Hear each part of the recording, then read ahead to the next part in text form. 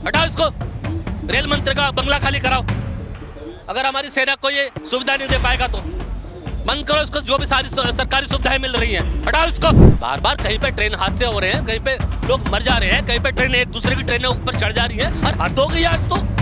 देश की सेना के लिए एक अच्छी ट्रेन तुम्हारे पास देने के लिए उपलब्ध नहीं है। और एक वंदे भारत स्पेशल चला देते ना, ताकि मेरे देश के जवान बढ़िया ट्रेन के अंदर जाकर सफर करते, देश के नागरिकों की सुरक्षा के लिए अपनी सेना की वहां पर तैनाती करते, अपने कर्तव्य का वो पालन करते। भारत के प्रधानमंत्री जी जो कानों में रूह डाल के बैठे हैं, जो मौन व्रत में बैठ गए हैं आखिर, जो बोलना नहीं चाहते, एक तरह से अपने आप को राजनीतिक रूप से गूंगा दिखाने की जबरदस्ती प्रयास कर रहे हैं कि चुनावों के अंदर तो बहुत बड़ी बड़ी बातें करते हो आप। हटाइए इसको, रेल मंत्री को तुरंत। ऐसा रेल मंत्री नहीं चाहिए हमें, हटाओ इसको, बंगला खाली कराओ इससे। नमस्कार, मैं रंजय कुमार और आपने देखना शुरू कर दिया है DS4। आपने कई बार ये नारा सुना होगा बीजेपी के मुंह से कि सेना के सम्मान में बीजेपी मैदान में। और अब जो खबर आ रही है कि ऐसे तो भारतीय जनता पार्टी हमेशा इस बात को बताती रहती है कि किस प्रकार से इस देश में वंदे भारत जो है भाजपा ने शुरू की। और साथ ही साथ जो है अभी आपने कुछ समय पहले जो है बीते दिनों एक तस्वीर देखी होगी जो कि चिनाब नदी पर जो रेलवे पुल बना था, उसमें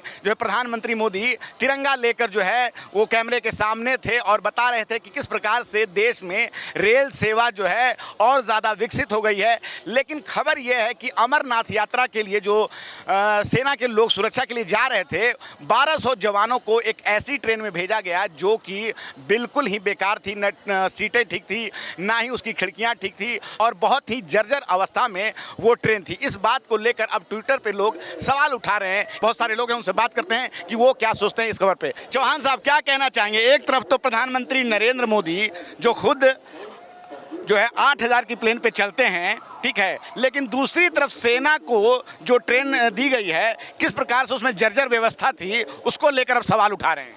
देखिए, सेना हमारे देश की सर्वोच्च सेना है और इस सर्वोच्च सेना के सर्वोच्च जो प्रतिनिधि हैं हमारे, वो हैं देश की प्रथम महिला नागरिक, हमारी महामहिम राष्ट्रपति जी। तो राष्ट्रपति जी को इस बात पे कि सेना की सुरक्षा में चूक कैसे हुई, ये बार बार सुरक्षा में चूक हो जाती है। ये कैसा हमारी राजनीतिक व्यवस्था चल रही है कि हम अपने देश की सेना को एक जगह पे, एक गंतव्य स्थान पे पहुंचाने के लिए इस तरह की ट्रेन उपलब्ध कराते हैं जिसमें मूलभूत सुविधाएं उपलब्ध नहीं है, जहाँ पे पंखे नहीं चल रहे, जहाँ पे फर्श पे ट्रेन के कॉकरोच चलते हैं, टॉयलेट खराब पड़े हैं और इस तरह की जो बोगियां हैं वो बिल्कुल जर्जर अवस्था के अंदर है। और सेना को बोगियां बदलने के लिए मजबूर किया गया कि उनके लिए दूसरी बोगियां उपलब्ध कराई जाएंगी।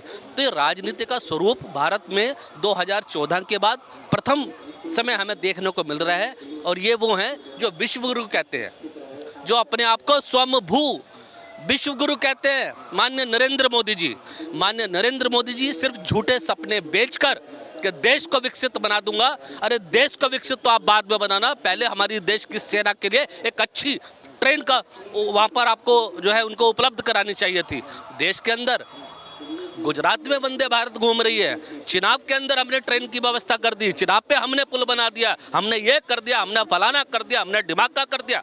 ये सिर्फ इस तरह के भाषण वीर जो भाषणबाजी करते हैं नरेंद्र मोदी जी, हकीकत को पहचानना पड़ेगा। और हर व्यक्ति को, हर मंत्रालय को, हर जो भी, चाहे रेल मंत्री है, चाहे हमारा गृह मंत्रालय है, या माननीय प्रधानमंत्री जी हैं, या उनके सदस्य की कार्यकारिणी की टीम है, इनको जिम्मेवारी लेनी पड़ेगी।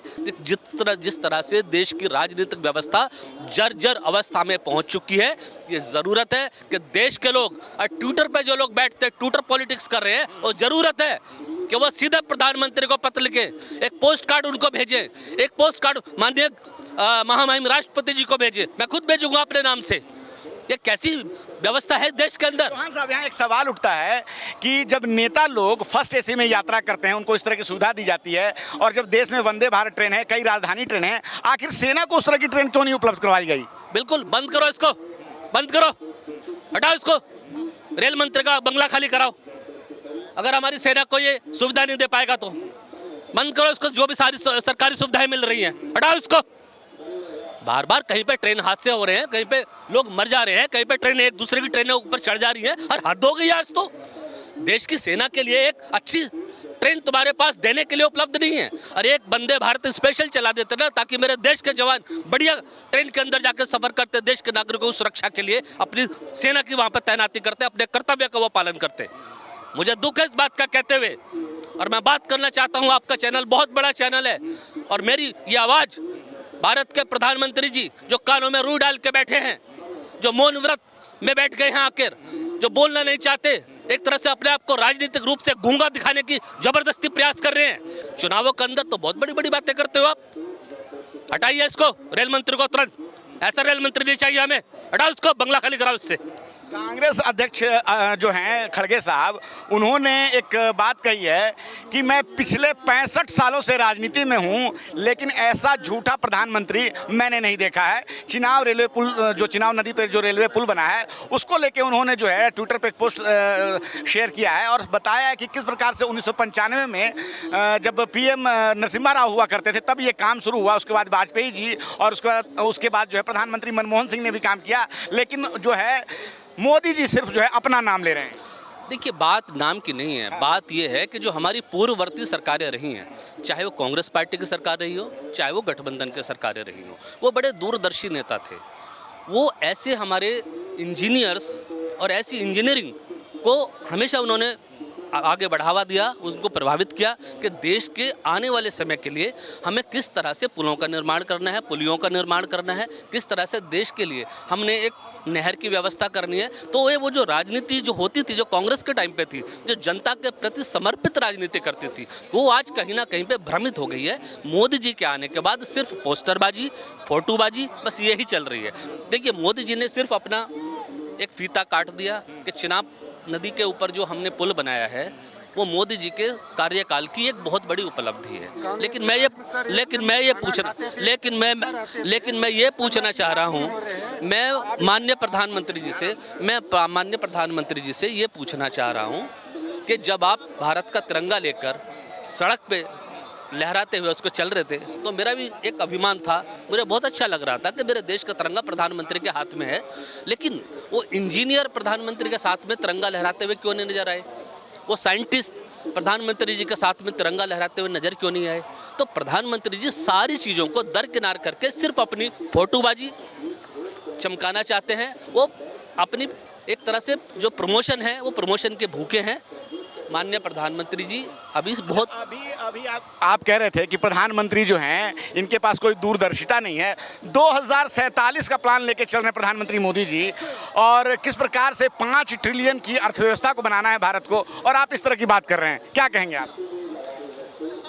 कागजों के ऊपर प्लान बनाना और धरातल पे उसको लागू करना और ज़मीनी हकीकत पे जनता को महसूस करवाना और उनके जीवन में परिवर्तन लाना, दोनों चीज़ों में फ़र्क है। जो व्यवस्थाएं हमारी या जो योजनाएं हमारी सिर्फ कागजों में चलती हैं, सिर्फ वीडियो में चलती हैं, सिर्फ भाषण चलते हैं, वो हकीकत नहीं है। हकीकत ये है कि अगर हम आज चौथी अर्थव्यवस्था विश्व की सबसे बड़े बन चुके हैं और वास्तव में हम विश्व गुरु हैं, तो विश्व गुरु को ये बताना चाहिए कि आज दिल्ली के अंदर जिस तरह की हालत चल रही है दिल्ली के नागरिकों की, देश के नागरिक ही तो हैं ये लोग, ये कोई बाहर से सोमालिया से नहीं आ गए हैं, पाकिस्तान से नहीं आ गए हैं, बांग्लादेश से नहीं आ गए हैं, ठीक है।